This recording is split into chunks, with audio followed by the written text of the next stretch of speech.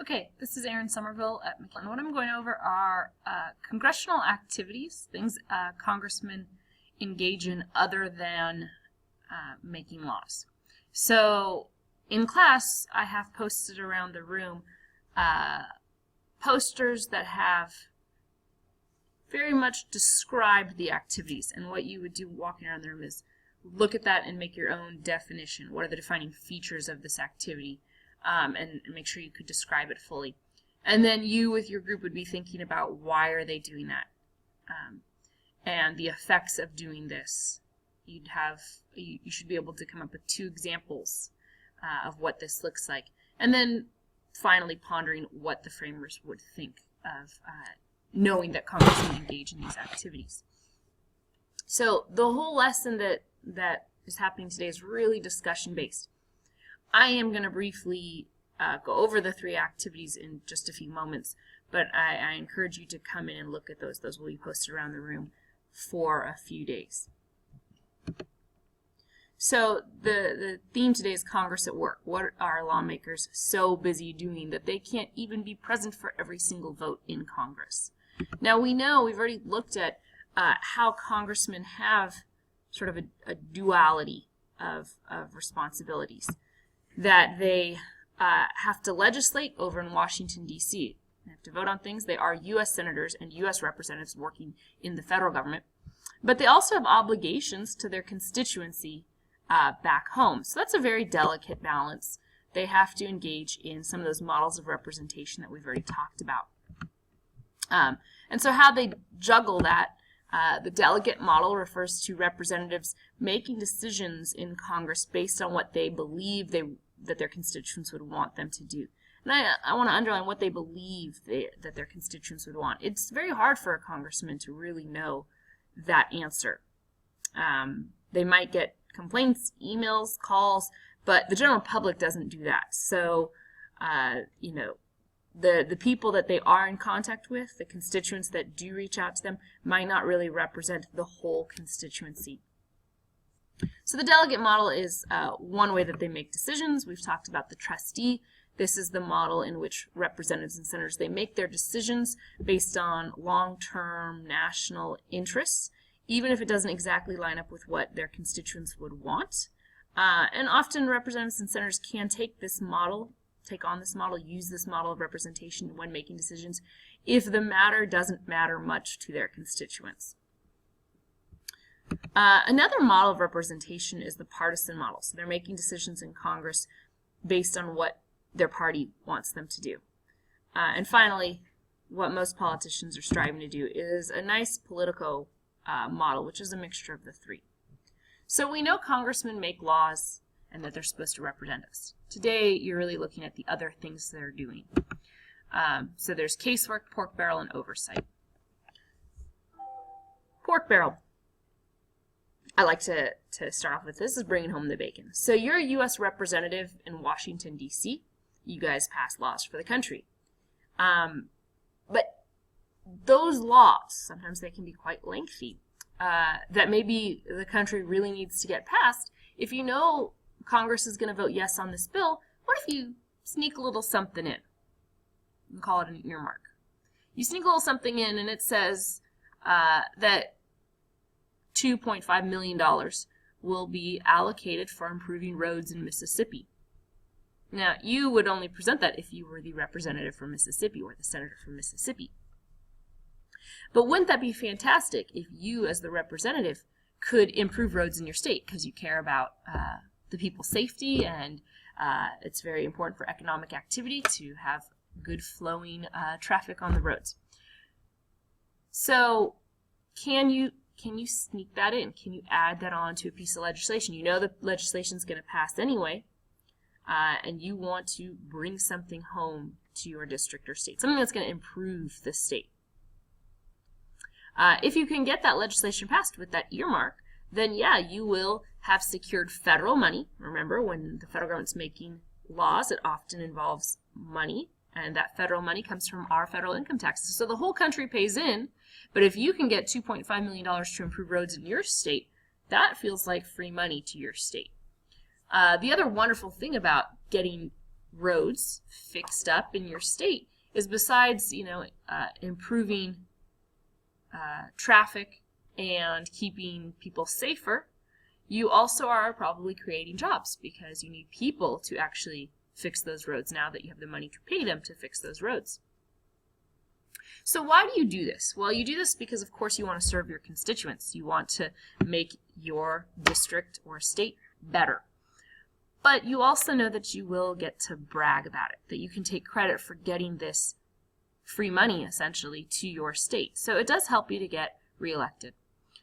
So defining features of pork barrel: it's federal money. It goes to a very specific thing. It's money from the whole country going to a particular state or a particular district or a particular industry, not going back out to everybody equally. It usually involves creation of jobs, and it seems wasteful. So if you come in and look at the stations, you're going to see there are some pretty egregious examples of pork barrel spending. Now, why would the other congressmen say yes to a bill? So let's say that senator from Mississippi got an earmark for $2.5 million to improve roads. Well, the other congressman could say, no, we don't want to do that. That's federal money. Your state should pay for its own roads. So here's how pork barrel really happens: is it's not usually one representative that's taking advantage, but maybe there are a few representatives who have agreed to sign the bill together, but each have taken a little bit back home. We call that log rolling. Log rolling refers to, like, you scratch my back, I'll scratch your back. And this often greases the wheels. So when it comes to getting a law passed, senators or representatives get very excited to vote yes and pass that along if it also includes money for them to improve their district or state. So log rolling is not pork barrel, but it's what makes pork barrel possible. As of late, pork barrel legislation has been minimized. Congress has put in a few mechanisms to limit the number of earmarks. That really has an effect around 2010. So that was great. A lot of Americans have been interested in limiting this wasteful spending. There's an organization, Citizens Against Government Waste. If you go check out their website, citizensagainstgovernmentwaste.org, they always have a Porker of the Month where they feature a senator or representative who's done the most wasteful spending. So there's been a lot of pressure as of late on Congress to limit this kind of activity. And Congress has limited this activity. Are there any unintended consequences of limiting this activity? Perhaps. At about the time that this activity got limited, we also noticed that Congress stopped passing as much legislation. We have more intense gridlock in Congress these days since Congress has limited its use of the earmark. Limiting earmarks is not the only factor going into the intense gridlock in Congress, but it certainly isn't helping. Pork barrel legislation was a way to get Democrats and Republicans to work together, to get bipartisan support on legislation. And we do see that going down for a number of reasons, but pork barrel spending being decreased might also explain that.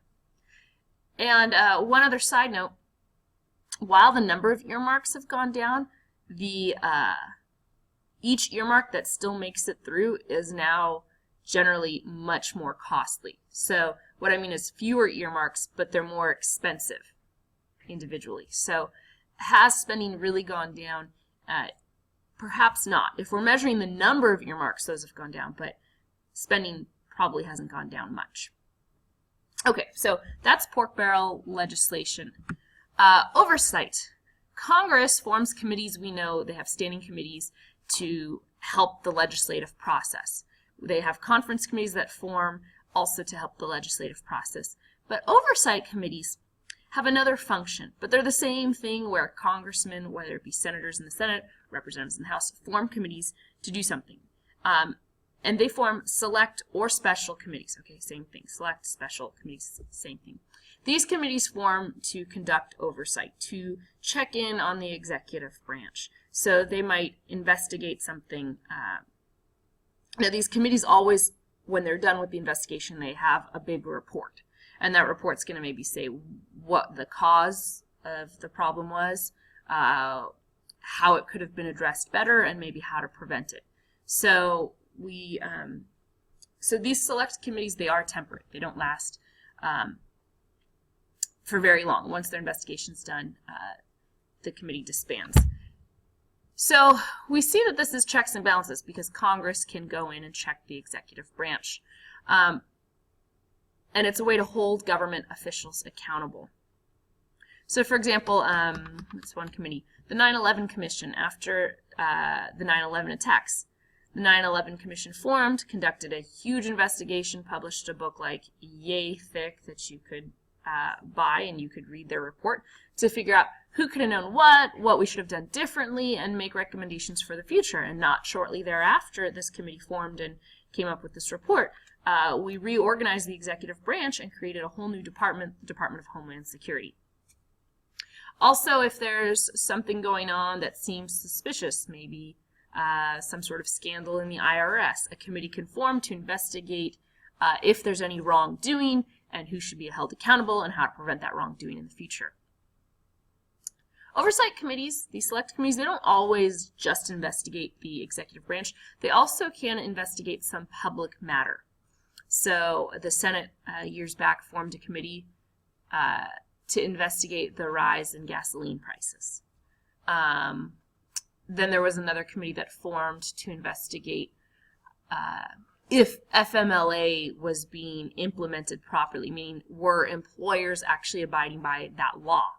So committees can form to investigate anything and then report back to us.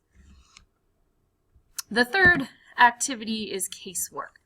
If you are the representative of a district, you represent the district, but you're also the person that works in the federal government that constituent knows. So a constituent might call up a representative because they need help. They can only ask for help regarding a federal matter. So one constituent might email or call their representative and say, look, the VA has not helped me out on this thing. I'm a veteran. They were supposed to do XYZ. I filed all the paperwork. What's going on? And your representative might know somebody that works at the VA. They probably do. Your representative is a public servant. You elect them. They serve you. And usually the way when we say casework, what we mean is they help you with a federal matter. They help you cut through red tape. So if you've had some sort of issue, they can kind of get you through that more easily. Why would they do this? This is a lot of work to help one person. So obviously, if you help that one person, you're going to get their vote. But it's not about the one vote. It's about the fact that that one voter, who's probably a voter if they've taken the time to contact you, they're probably a well-informed citizen, that one voter is going to tell everyone at the line at the grocery store. They're going to tell their neighbors. They're going to tell their nieces, their brother-in-law, how wonderful you are as a representative. And if you do not respond to this constituent's concern, then they're probably going to tell everyone in line what a terrible representative you are. They're going to tell all their neighbors and all their family what a terrible representative you are. So by helping this one person, you can turn it into free advertising, or at least damage control if someone is feeling frustrated. So you do this because, of course, you are a public servant and you want to make your district better. Are you doing this personally? If you're really good at your job as a representative, you've hired quality staff that can help you get casework done quickly, because you could see how it would be very time-consuming. So those are the three activities. Debriefing questions. Pause this. Make sure you're good to answer it. Then we discussed these articles. These are the questions you should feel good about answering with regards to the Mayhew article, the David Mayhew article. See me if you have questions. And then in looking at the Fenno article titled Homestyle in Washington Career, these are the questions that we discuss, as well as other things. But look at these questions, pause it, make sure you're good on this, and see Ms. Somerville if you have any questions.